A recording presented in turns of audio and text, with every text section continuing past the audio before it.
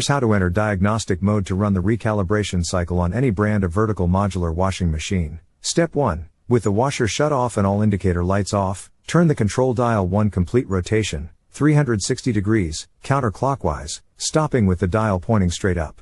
Now quickly, within about 6 seconds, turn the control dial 3 clicks clockwise, 1 click back, and 1 more click clockwise. Or, in other words, turn the control 3 clicks right, 1 click left, then 1 click right. All the green status lights blink when you successfully activate the diagnostic mode. If the status lights don't blink, try again and maybe try turning the knob a little faster, or slower.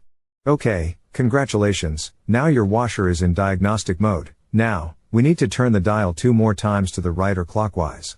Then press start and you're done. Now the calibration cycle will begin, which runs for 2 to 3 minutes. If the calibration cycle ends successfully, the lid unlocks and the washer shuts off. If it doesn't complete, then you will need to pull the error codes to find out what's wrong.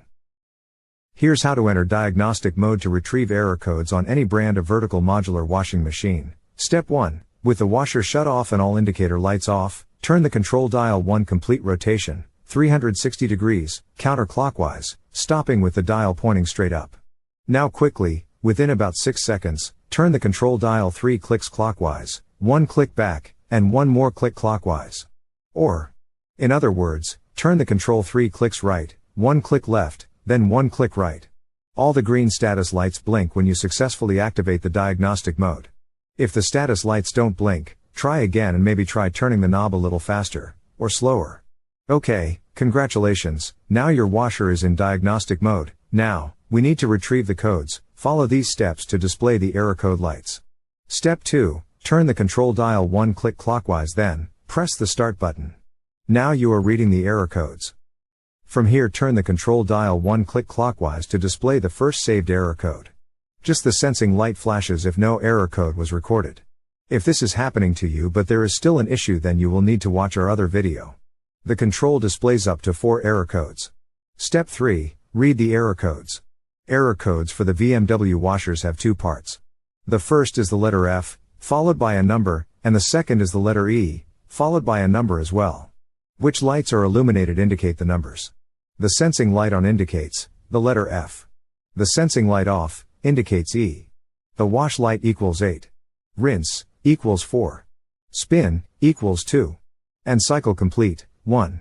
For example, for error code F5E3, when the sensing light is on, the rinse and the cycle complete lights are on. Adding all 3 together equals 5. This means the first part of the code is F5. Then, on the other flash of lights, the sensing light is off, but the spin and the cycle complete lights are on. Adding them together makes 3. The second part of the code would be E3. That's one code.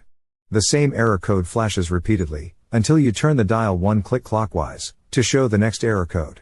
Turn the dial again and see if you have any other codes. If there is no more codes, then you're done.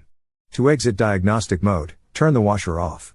Now, you have your error code. Use these images in this video to look up your error codes. Look in your washer repair manual, or just Google top load washer error code and enter the code, and it should come up no problem.